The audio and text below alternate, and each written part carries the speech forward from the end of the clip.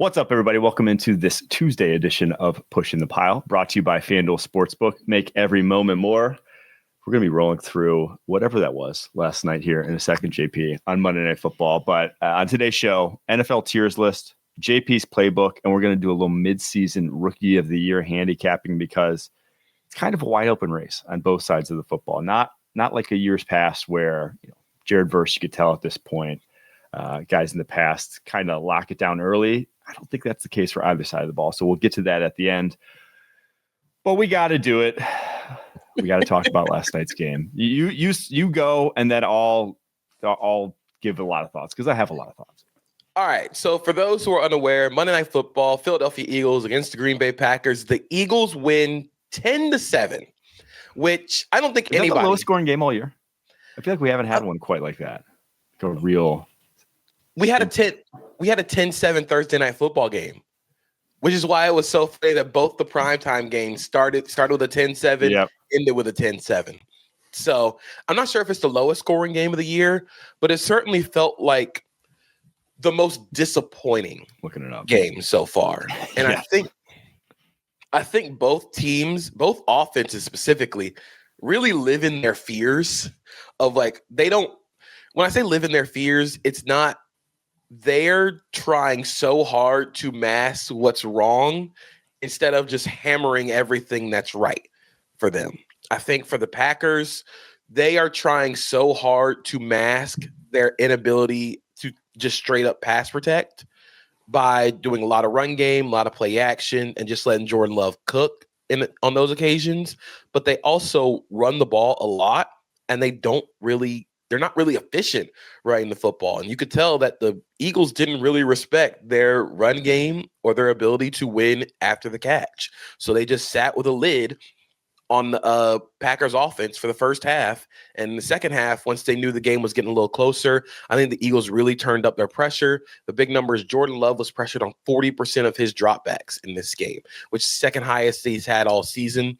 I think this trade by the Eagles getting Jalen Phillips immediately paid dividends. It was kind of incredible how quickly they got the dividends on the Jalen Phillips trade. He had 7 pressures on 36 pass rush snaps.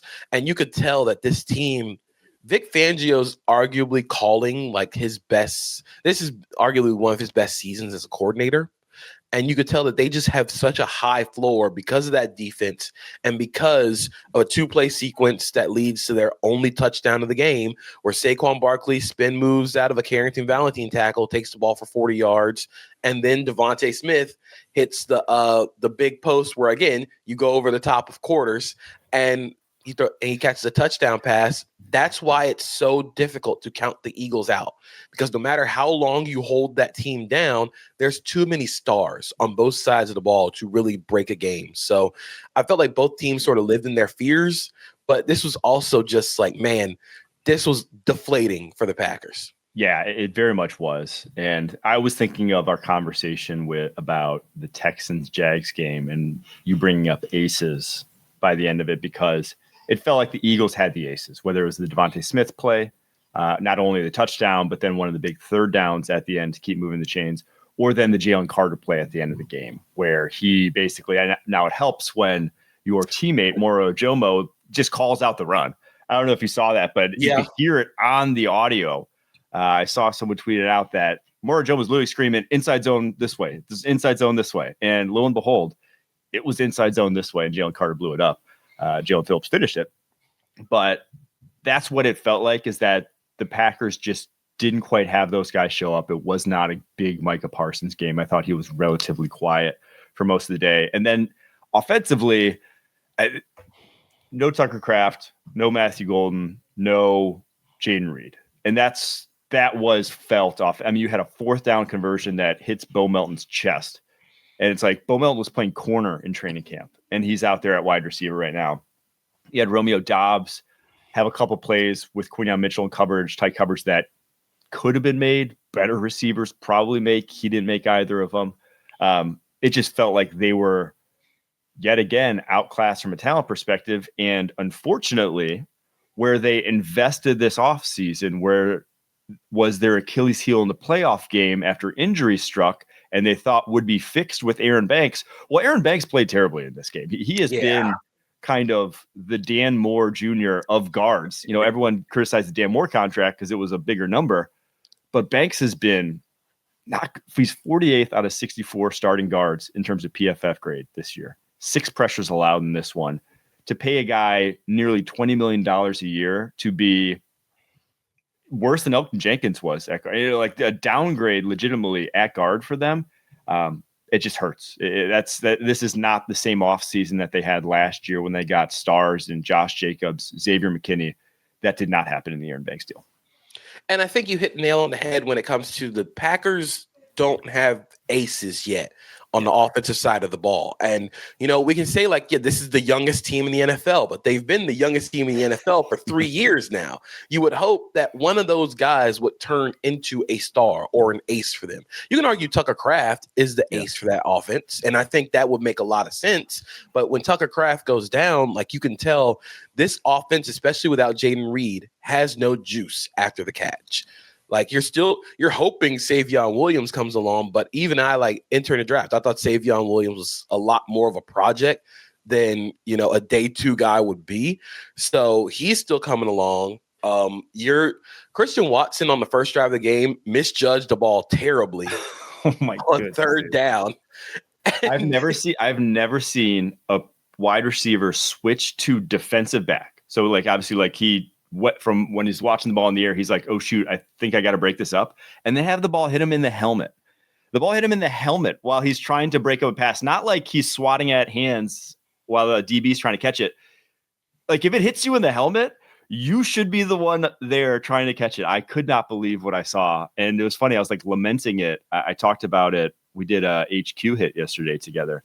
And I was like, Jordan Love, you know, when Christian Watson's in there, sometimes fool's gold because he gets a lot more aggressive and some of those downfield shots look better than they turn out with Christian Watson more often than not. He's had 4 times more likely to throw interceptions when targeting Christian Watson in his career than any other wide receiver or than the rest of the wide receivers as a whole. And I think that's just, you saw it in this game, 2 deep shots that if he had better ball skills, he could have come down with either and comes down with neither in this game. And that's the big difference. Yeah, and that's why you go and draft Matthew Golden. And it sucks that Golden wasn't available for this game because I think he really could have affected the game with his downfield capability. But even outside of Watson, you had the Bo Melton drop on 4th and 9. You had the Dontavion Wicks drop on the first 2-minute drive that was going to be for them trying to win the game. I also have a really big issue with that 4th and 1 inside zone play. The reason they're able to call inside zone and the Eagles are able to say it's inside zone this way, they're trying to fire drill it, and you have 2 timeouts. Yeah, you were tackled inbounds. Just take one of the timeouts. It felt like LaFleur was playing. It felt like Matt LaFleur called and managed this game scared, and some of it was a little weird. Like I thought the delay of game on 4th and 2 to punt on 4th and 5. Only later in the game to go for it on 4th and 9. And then I get why he punted because it was 4th and 11. And you don't have a lot of plays to pick up 11 yards. But having a punt on 4th and 11 from your own 40 is really tough. And that was the drive where the Eagles game breakers went and won the game for them. So I just feel like Matt LaFleur, some of his in-game decision-making, it's improved from where it was, but it still feels like he's costing this team points. And they were just so conservative. It was one of my biggest pet peeves in this game. It's the game's still close, so we're not going to adjust. We haven't scored for 3 quarters, but because we're not down like 3 scores, we're not going to adjust at all. And that's one of my biggest pet peeves because like they didn't score until they went hurry up the very final touchdown drive. It's like that is what infused life in this offense.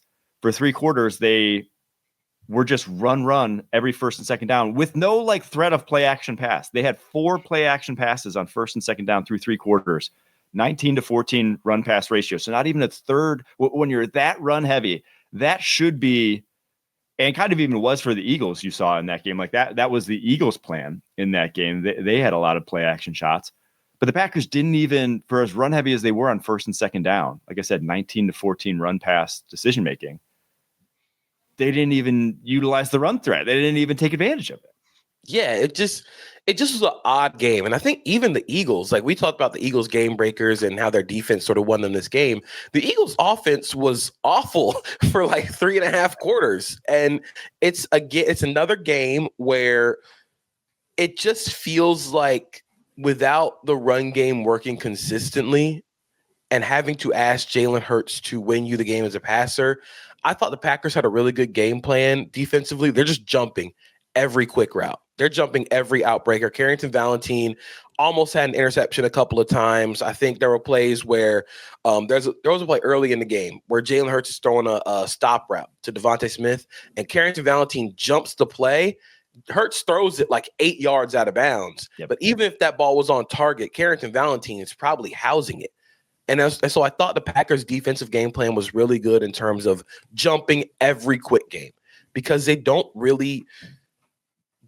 blend their offense very well right now. And I think it's so fascinating how you can be such a heavy offense and have such this threat of the run game, but never use the run game in play action until the second half or when they're losing. And it just felt like a really odd game for Philly. Do we want to talk about the fourth down call by Nick Sirianni? Because I felt like I was hallucinating. The Eagles fans around me were not happy about that. It made no sense. That to me was like an auto punt. Like make them go, no timeouts. It's 33 seconds on the clock when they decided to make at the start of that play. A punt takes at least 6 seconds, 27 seconds on the clock, even if it's a touchback. And more likely than not, you can like tell your punters, like, don't hit a touchback, like put it down at the 10. Like it was so close. They're at the 35 or something like that. You have to go 60 yards with 27 seconds to when they haven't moved the ball once all day. I'll take those odds every time. I can't believe they let them at the 35, 20 yards to get into realistic field goal range. That made no sense whatsoever. It didn't make any sense. And they also threw it to A.J. Brown, who had 3 targets on the day and 2 catches. It felt like A.J. had said something on the sideline like, hey, I want the ball. And so Jalen Hurts and Kevin Patullo were like, all right, cool. It's 4th and 6, man. You want the ball? Let's go do it. But I think Nick Sirianni also tried to give this game away. And I said after the game, it felt like both coaches tried to win the game for the other team. So it really doesn't bode well confidence-wise for either team that your coaches are trying to give the game away and there are still significant flaws. And so I think the biggest winner of this game are the Seahawks and the Rams. Yeah. It did not feel like the NFC Championship game preview. It didn't feel like we were watching the heavyweight bout of the 2 best teams in that conference. It felt like 2 flawed teams with some relative strengths that just you could tell can get exposed on any given Sunday. That there are teams right now in the NFC that don't look like that, unfortunately, for these 2. One last thing, actually 2 more things. I want to talk about Saquon real quick because he had the long reception, and that obviously was a key play of the game.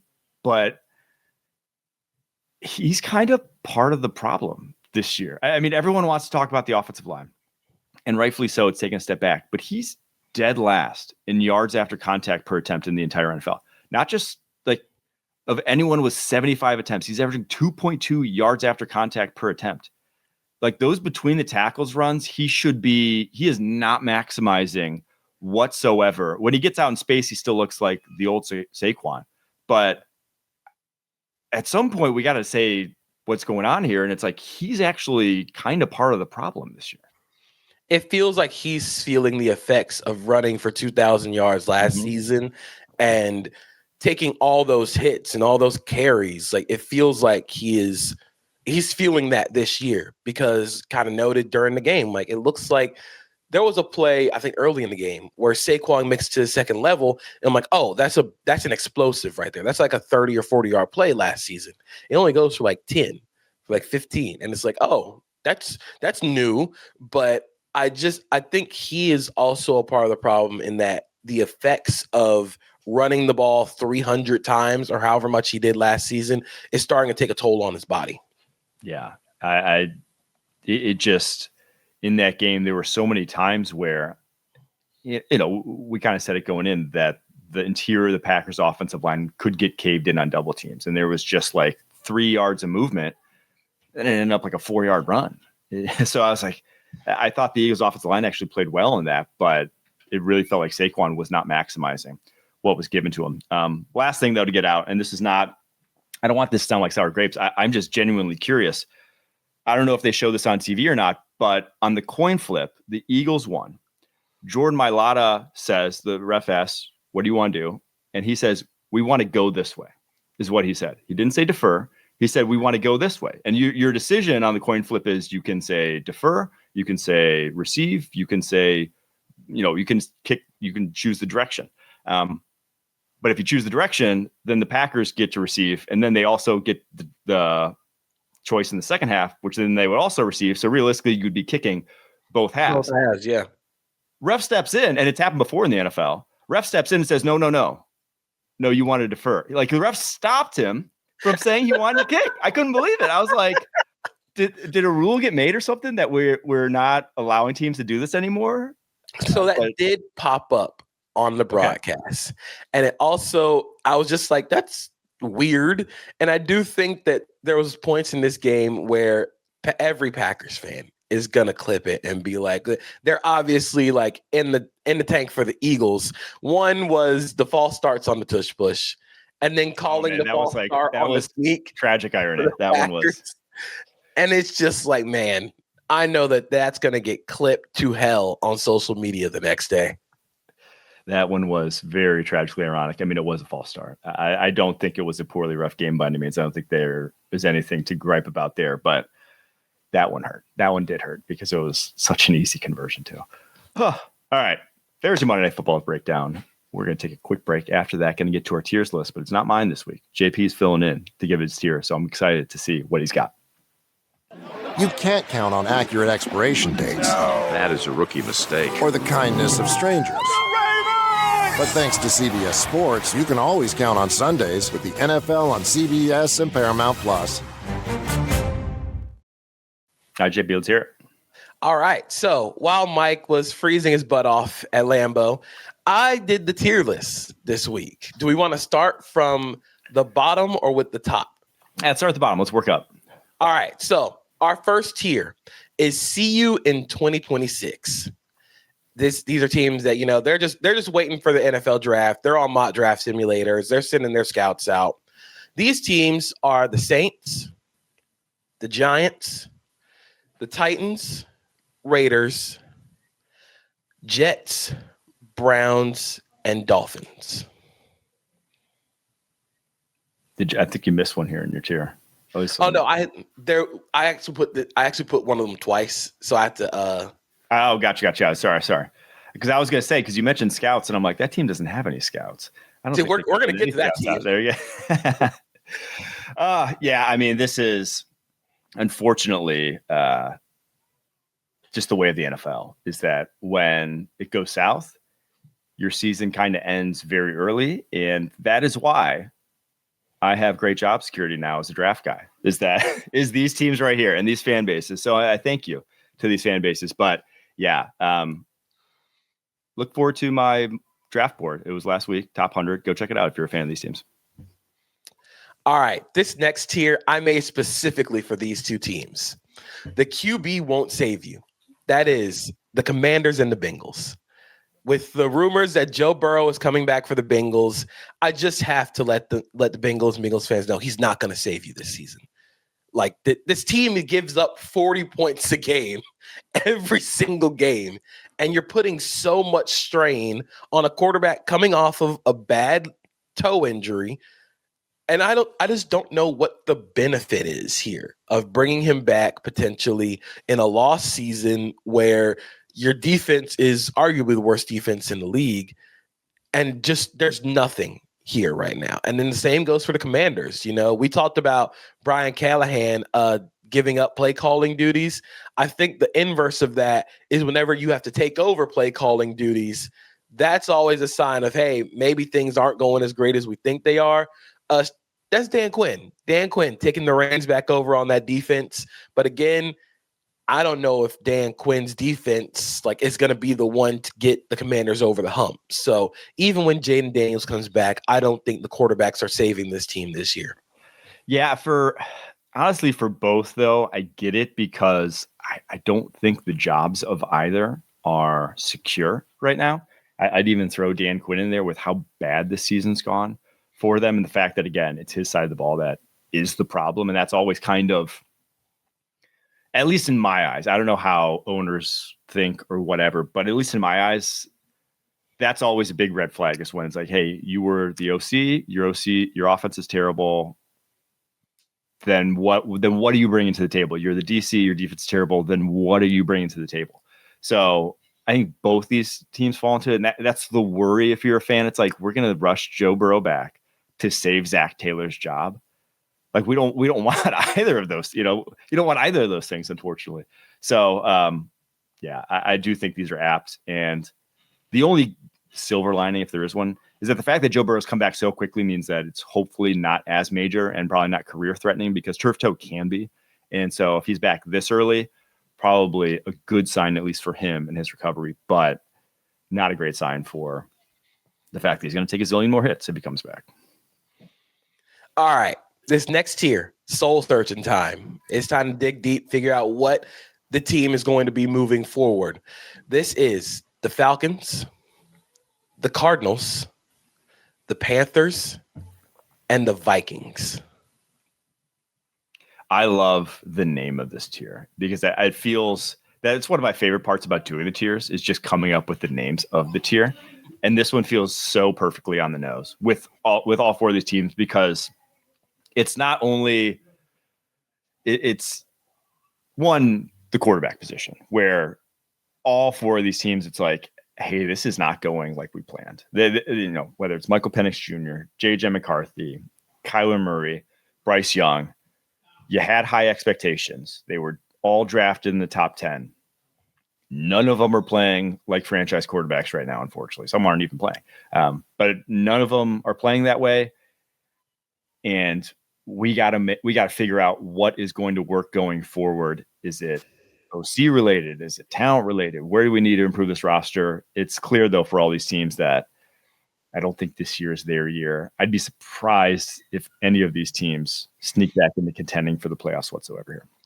And with J.J. McCarthy and the Vikings, because that's J.J. McCarthy and Michael Penix Jr. is sort of the reason why I made this tier. I made it specifically for them. With the Vikings, it's so fascinating how they built this team because, like we said in the preseason, this team was going to have to be carried by their veterans. But their veterans on defense are a little bit older, a little bit longer in the tooth. Their offensive line has been healthy.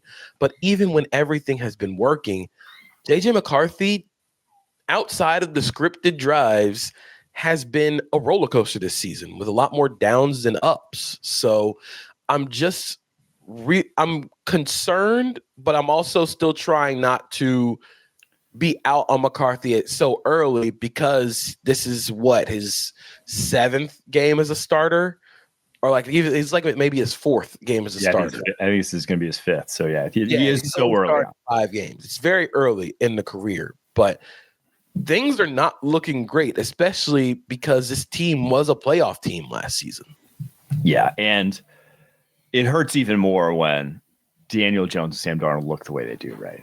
And they would not be playing the same way in Minnesota. It's hard. It's easy to point the finger at one quarterback who's struggling and say it's on him, but the offensive line and the injuries that they've had up front, it was never going to be a clean year with how banged up they've been up front and how many times they've had to play Justin School, right? So it was never going to look great, but that being said, it's still very worrisome what it does look like right now.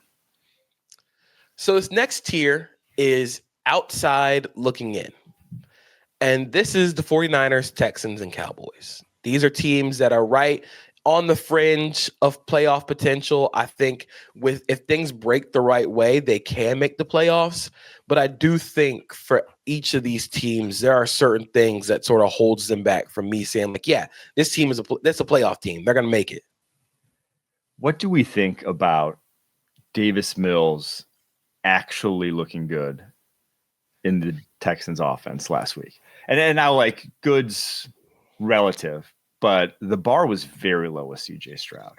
And I don't know if he's had many games this year as good as what we just saw from Davis Mills. I'm not saying there's like a quarterback controversy whatsoever, but I think a lot of people, given how CJ Stroud's career started, have made excuses for him for a very long time since then, given the state of the offensive line. But like, at what point can we say, if a guy like Davis Mills can come in and at least match his level of play in a game like that, and probably against the Broncos too? I mean, he wasn't a disaster in that game either when he came in. He led some scoring drives. Are we worried about CJ Stroud's franchise-ness, shall we say? I don't know if I'm worried about the franchise-ness or franchise. Sorry that I made you repeat of CJ Stroud. I think it's more just Nick Caley had an incredible play calling day against the Jaguars. I think they had plans for everything the Jaguars would do. They had plans for everything that the Jaguars threw at them defensively. And when you have that capability, it's easy to hit your back foot and just get the ball out. I also think there's a part of that CJ Stroud is still working on. I think one of the things that he does a little that sort of like makes your eye twitch a little bit is he'll hold on to the ball looking for a big play. And you understand, because when that offense was so devoid of a run game, you had to get into third and longs all the time. But the Texans ran for 6 yards a carry on Sunday. I feel like if they're able to continue that success on the ground and sort of take some pressure off of CJ Stroud, I think he'll look just as good or even better than Davis Mills. I just think everything went right for the Texans, and I think they finally found like part of an offensive line combination that I think will work for them and give them sort of an identity. For the Texans, at least, if they are going to make the playoffs, they have their work cut out for them. And basically, they have all the teams that they're competing with for the wild card spot on their schedule still. They play the Bills. They play the Chiefs. They play the Chargers. Those are probably, and they played the Colts twice as well. So it's not easy going forward. It would be a long shot, but if they were to do it, they are one who can actually knock off the teams in front of them in that wild card race. I don't know what the NFL scheduling was like for the AFC South this season, but the Jaguars and Texans both having the Colts twice at the end of the season, and then the Jaguars not playing the Titans until like the final 6 weeks of the season feels really funny. Dude, I'm going to bring it up again, but the 2 games in 3 weeks thing and the overloading one part of your schedule, they should mandate 8 weeks between divisional games. 8 weeks. I don't want to see one team play twice in a month like that. That's just it. They just did this. We don't need like it. I'm going to keep going on forever, but we just don't need it. We still need it. All right. This next tier is peaking at the right time. And this is the Ravens and the Bears. I think both these teams have started to find their groove a little bit. And you can go, hey, I can see this team being a playoff team for the Ravens. I mean, they're still the favorites to win the division. So both these teams are doing what this tier says, and they're peaking at the right time. Ironically, both these teams negative point differential for the season so far, but Bears at 6-3, Ravens at 4-5, and the Ravens we've talked about, they have the Steelers twice still on their schedule, so a game back. But realistically, if they can handle the Steelers twice, they will be your AFC North champions. On the flip side, the Bears, the NFC a little more hotly contested for that final wild card spot. You have their 6-3, Packers 5-3-1 now, Rams or Seahawks at 7-2, whoever falls off there. And then the 49ers at 6-4. Only 3 of those 4 mentioned can make it. So you're going to either see the 49ers left home, the Bears left home, the Packers left home, or one of the Rams, Seahawks left home. I don't think if we're betting, I would not bet on the Bears right now, but their offense, like you mentioned, has improved. Their defense at least looks a little better with Austin Booker back in the fold. Maybe they can keep this going, the Magic, with Ben Johnson.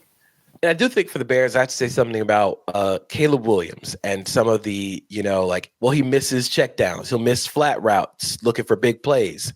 That's because that's what the offense is built on. The offense is built around Caleb Williams' ability to extend and make those big plays. I think Ben Johnson is willing to trade off some of the efficiency of taking the check down.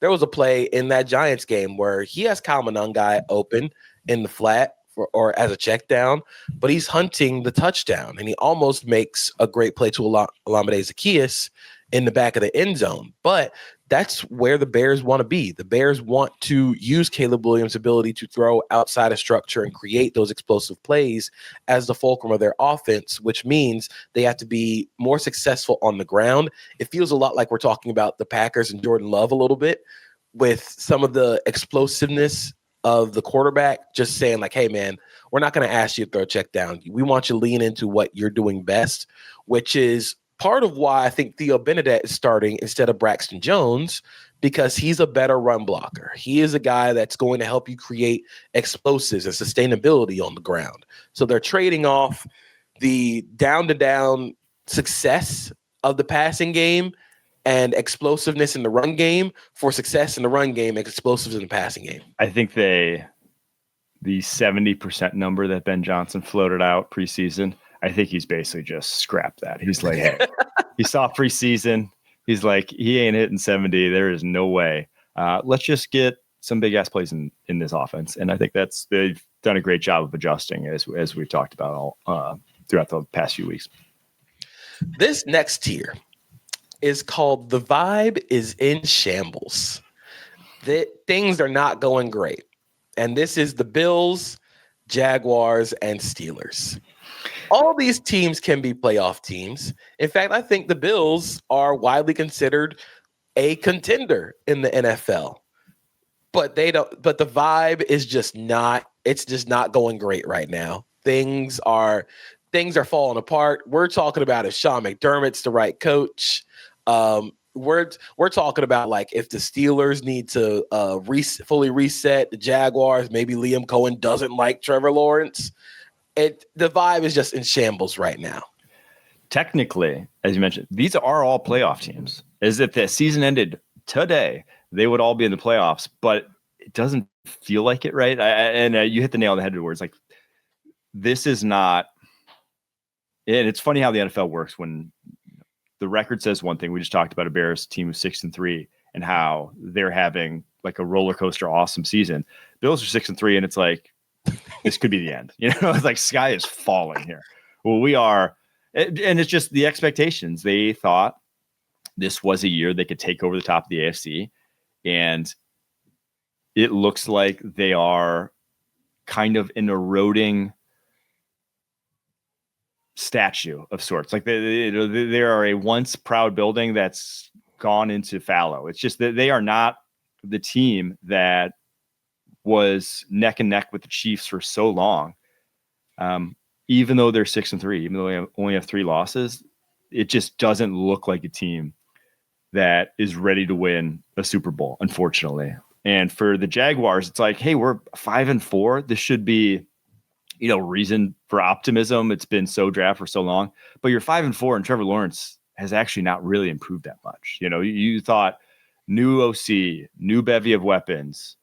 It's going to be, the best situation he's ever had. You're thinking Daniel Jones and Indy right now is what you were thinking with Trevor Lawrence heading into this season. And it just has not been like that whatsoever. Yeah. And I think for the Jaguars, I think obviously there's a lot that goes into why Trevor Lawrence hasn't played the way that we thought he would going into the season.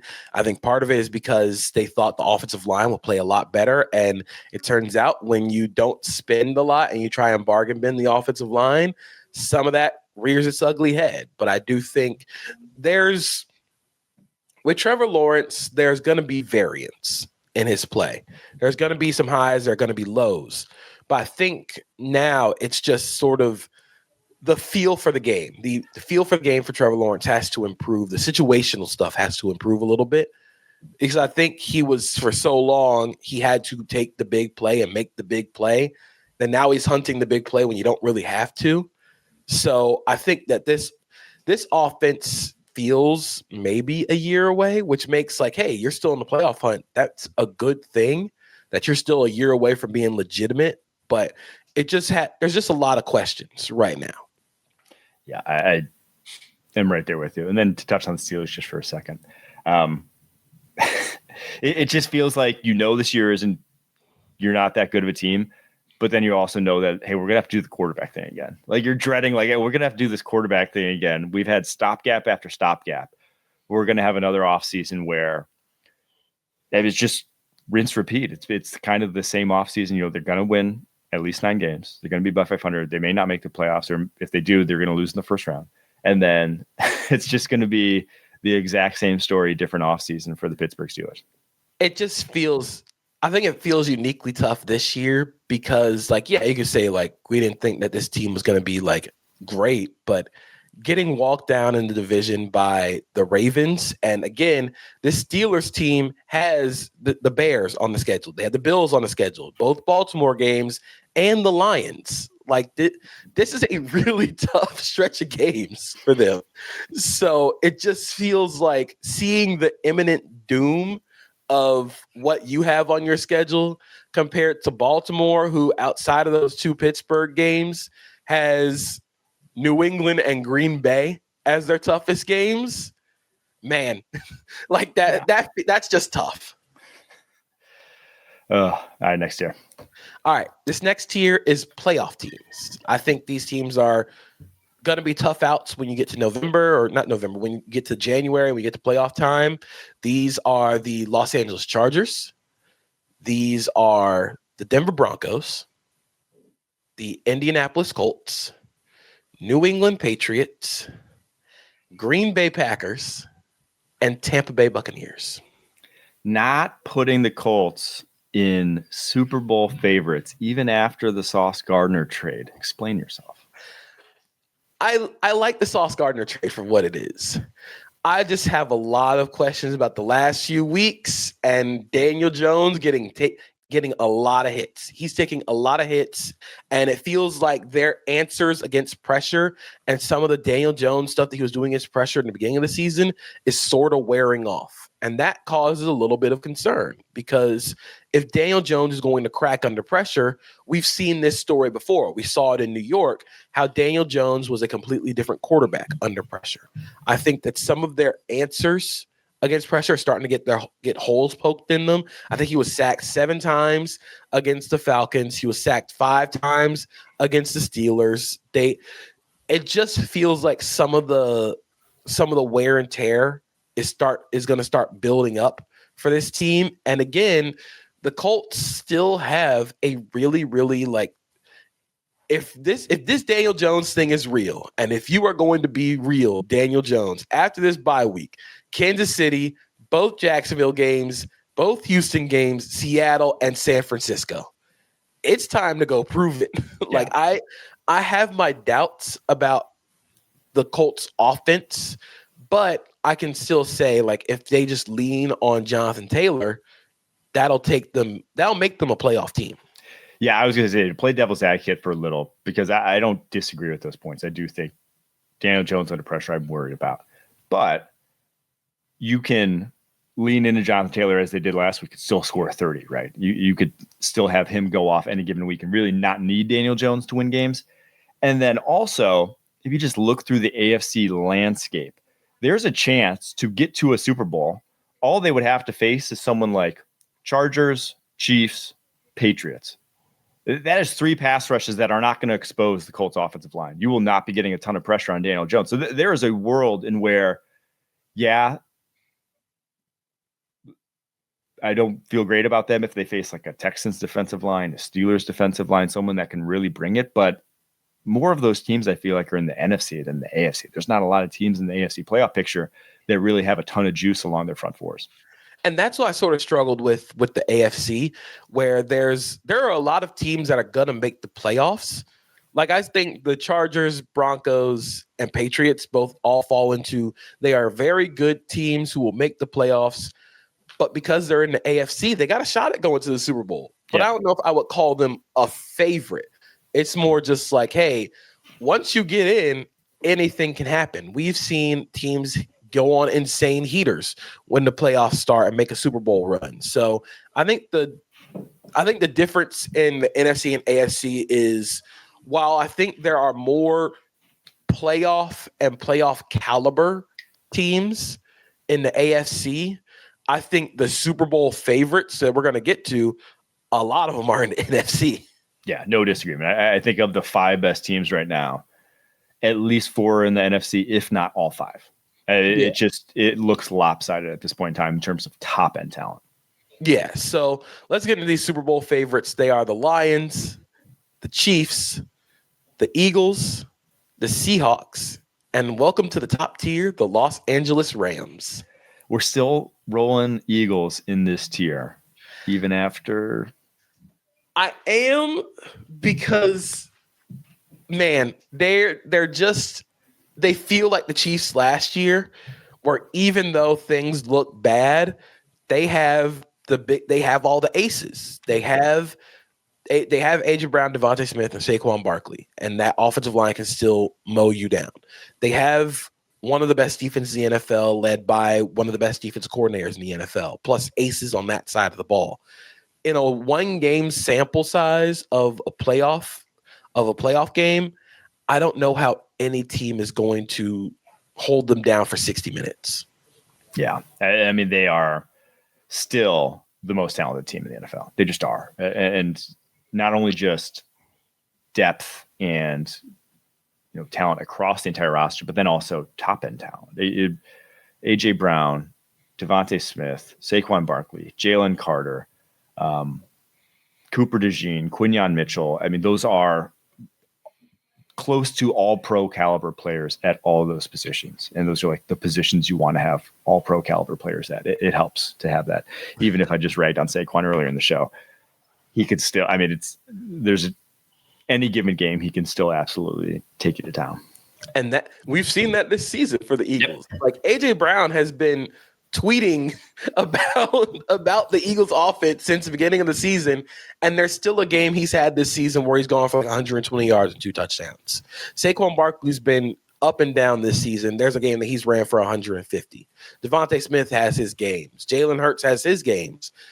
The fact that you can just say, like, yeah, the offense hasn't looked great, but in any single game, you have to try and defend all of them. It just makes them really tough to beat. All right. Great tiers list.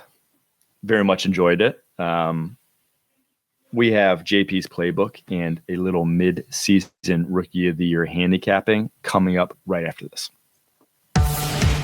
When you need your sports news all the time, we've got breaking news to bring to you. CBS Sports HQ gives you a snapshot of all the sports that matter to you. When you need your sports in a snap, find it on CBS Sports HQ. Streaming free anywhere you are.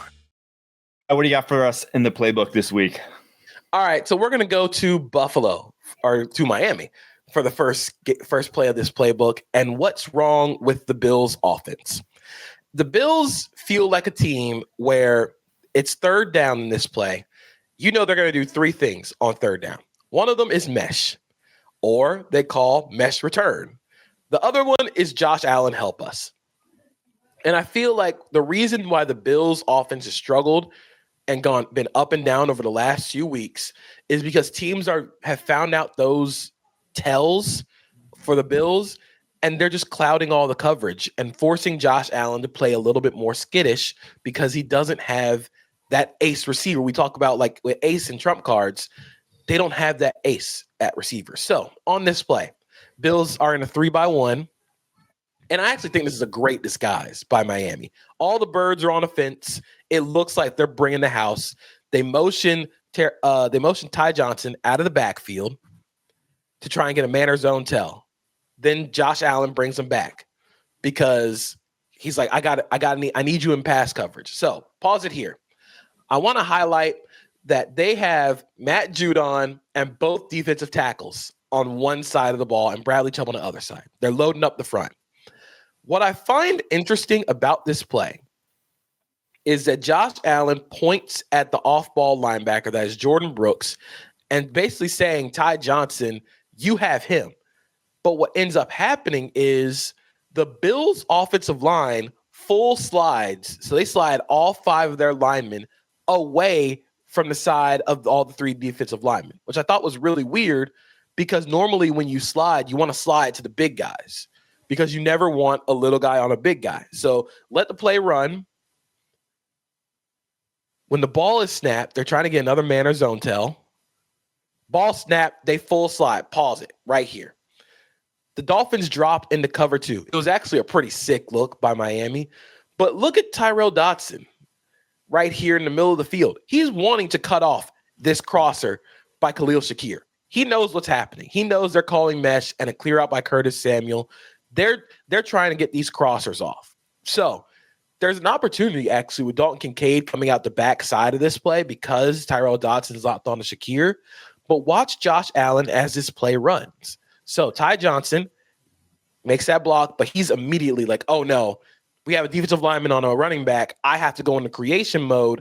Kincaid is open, and it's 3rd and 7. You can get 5-6 yards here, and you can go for it on 4th down. But instead, Josh Allen takes a sack. They end up having the punt, and that's sort of what feels wrong with the Bills' offense right now. It feels like everything is so hard for them because they've become so predictable. Yeah, and it's nice not having one guy that you have to force it to every play. It's nice having 5 guys across that all 5 could win at once.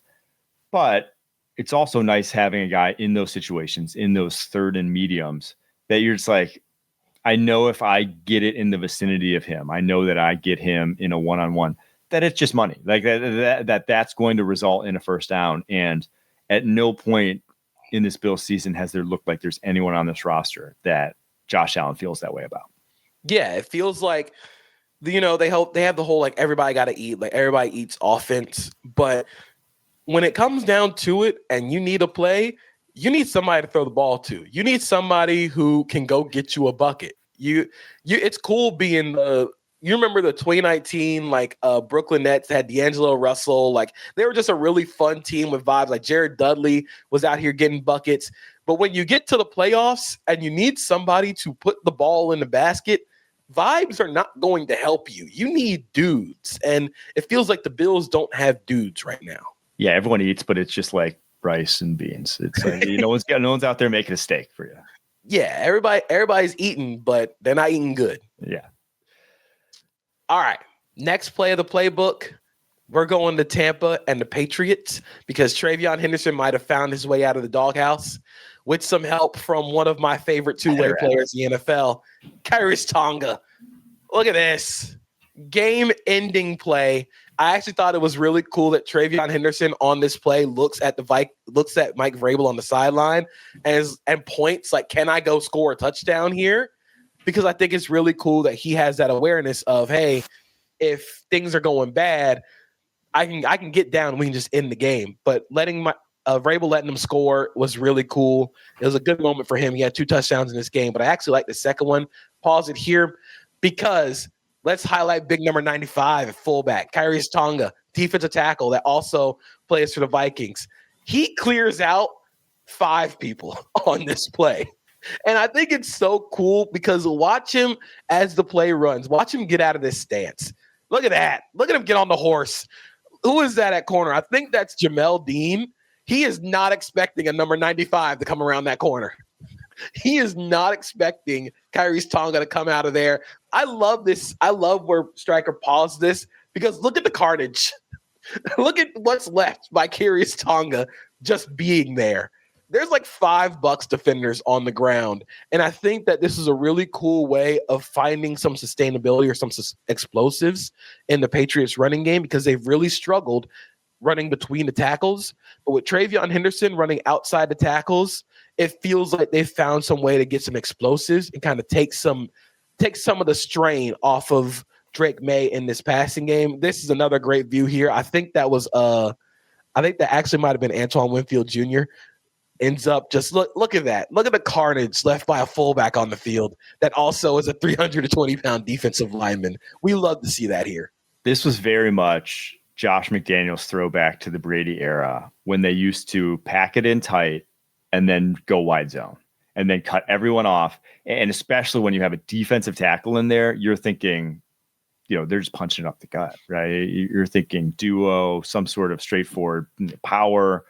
You're thinking something where the defense tackle doesn't have to think too much. You're not thinking toss, lead to the outside on a stretch zone play with that formation. And that's when you get the big plays, is when everyone is tight to the line of scrimmage, when everyone's coming up thinking it's on the interior. And then you get one guy who ends up wiping out the entire edge of the line because the cornerback dips inside. Very much felt like a Patriots run or Patriots play that could have happened 20 years ago, and it's still happening today. Yeah, it feels like we're watching like James Devlin out there for the Patriots. Great name. Great name drop. Great fullback name. So we're entering the era of two-way NFL players. Travis Hunter, obviously, but Bo Melton and then Kyrie Stonga playing fullback. I hope they throw the ball to him eventually this season. I know it's happening, and I'm going to be there to see it. Have you seen the Utah guy? He's like 5'11", 300 pounds. I need that guy in the league next year. He is awesome to watch. And I can't remember his name off the top of my head, but that's what you want your fullback to look like. It's incredible because they also have another tight end, I think, on the roster that actually is like 320 pounds. I think he's actually an offensive lineman, but they gave him the number 49, which I think is hilarious. Because, his name is Mike Todoloe. He's 6'4", 300 pounds, and is basically a tight end, but he's listed as defensive tackle. He wears number 49. They just bring him in to play tight end, and you know what's happening on the play. I love Kyle Whittingham. Well, what he's doing there in Utah with like two-way players, guys like that. It's what college football is all about, in my opinion. All right. Let's get to Rookie of the Year race, and then let's get out of here, because through 10 weeks, the biggest favorite on either side of the ball right now is only minus 120. No one really running away with him. That's Emeka Egbuka at offense. So I'll roll through the odds here, give some numbers. We'll give some takes. Emeka Egbuka is at minus 120. Jackson Dart's at plus 150. Tyler Warren plus 600. Quinshon Judkins plus 2,000. Tedero McMillan plus 3,000. And Ashton Genty plus 4,000, your preseason favorite, falling off the map. Travion Henderson, though, if he really is taking over, he's at plus 5,000. That seems like some long odds if you really buy this breakout week to be continuing. But no one really, the one I'm most surprised about of all these odds is Tyler Warren at plus 600. I guess right now it's down to plus 550 since I pulled those odds yesterday. But he is leading all tight ends with 617 receptions. He leads all rookies with 50 receptions, not just tight ends, but every position. 3 touchdowns. Obviously, he does more than just his impact is more than just what he does as a receiver, too. He's been awesome in their running game this season. I can't fathom why he is such long odds at this point. I'm actually surprised he's not the favorite, considering Egbuka's play and his production has sort of fallen off as the Bucs offense has sort of fallen off a cliff. And then I think it's Jackson Dart being ahead of Tyler Warren is just because he's a quarterback. It is solely because he's a quarterback, and we're just looking for a quarterback. The quarterback love, and this disgusting the quarterback love in these awards. It's insane.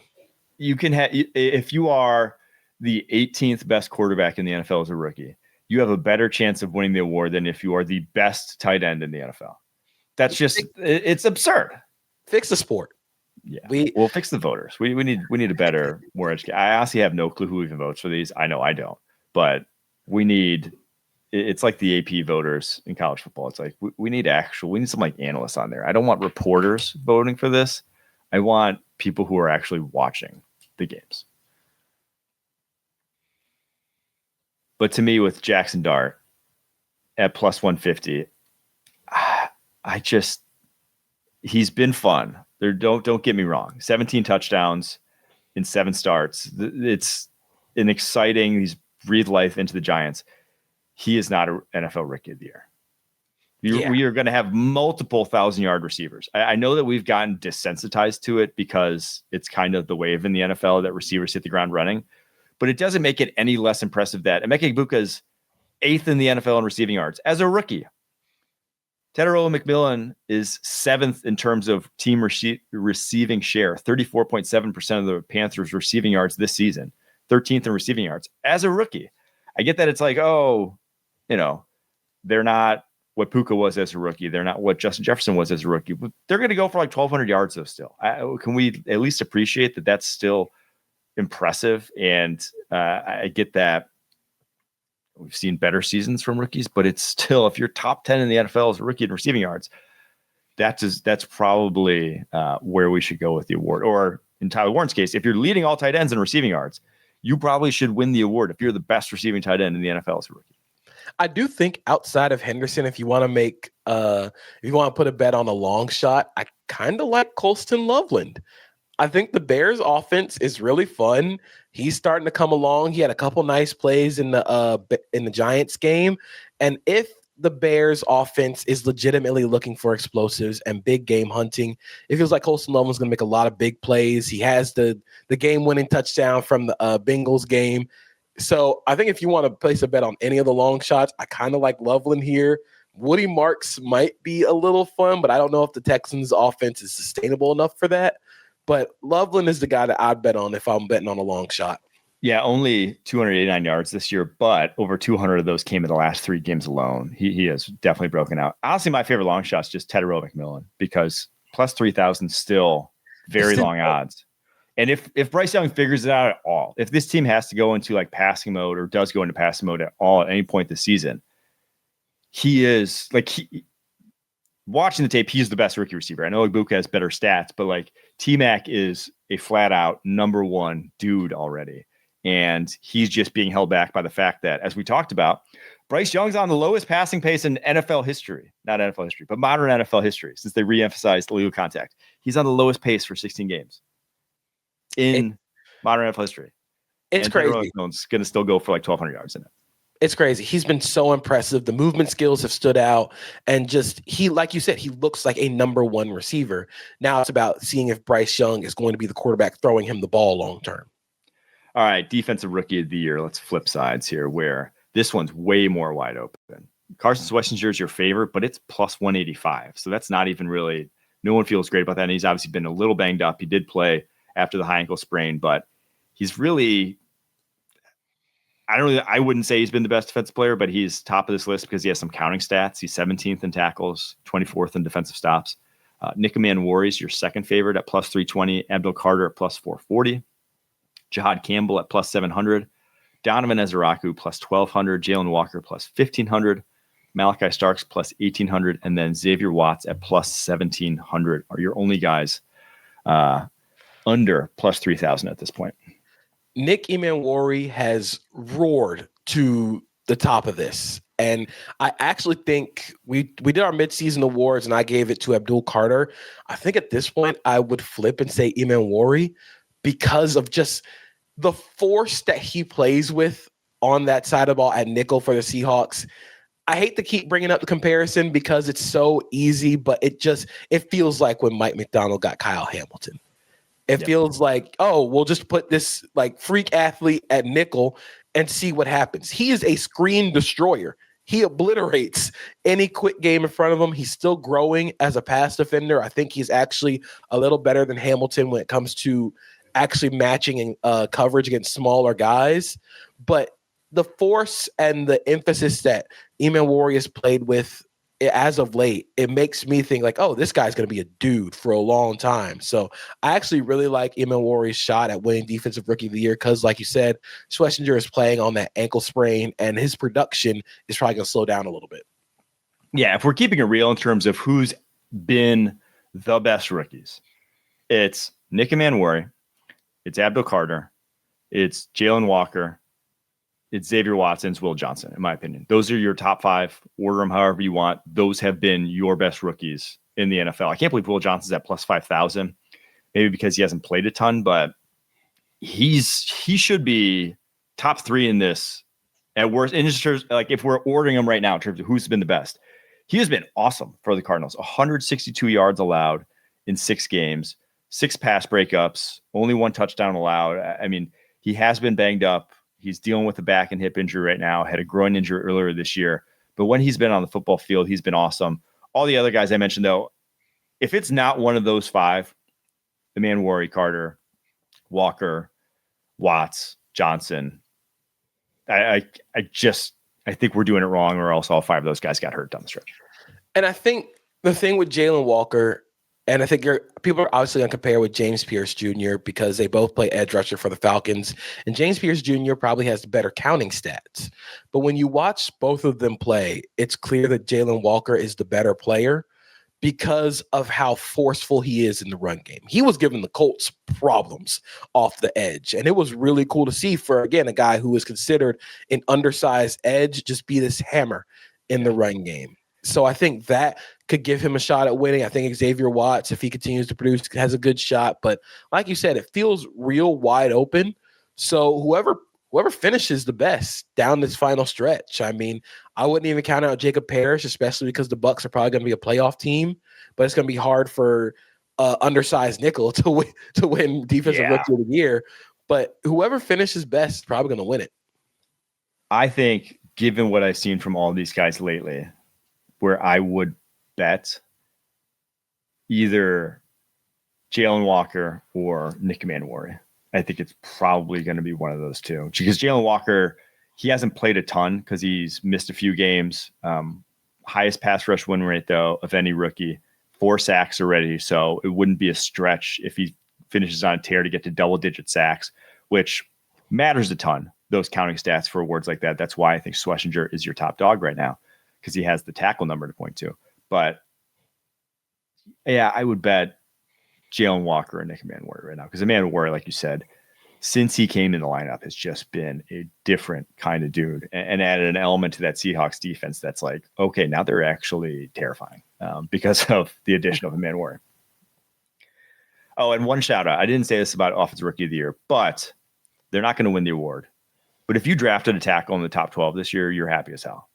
If you took Will Campbell, Armand Membu, or Kelvin Banks, you're not regretting it, I'll say. And that was something I said all draft season. I was like, this is such a up and down sort of top of the class, but all the tackles are good. Like, all the tackles are just like, they're going to be solid. That you may not have an all pro of that mix, but I don't see a world where any of those tackles end up being bad players in the NFL. And I think you're seeing that now through 10 games, that all 3 of those tackles look like already competent starters, which competent starter as a rookie is far ahead of most rookie starting offensive tackles. So all those guys would, in any given season, be in the Offensive Rookie of the Year debate. But alas, we can't give it to offensive linemen. They don't get it. Sorry, Kyle. All right.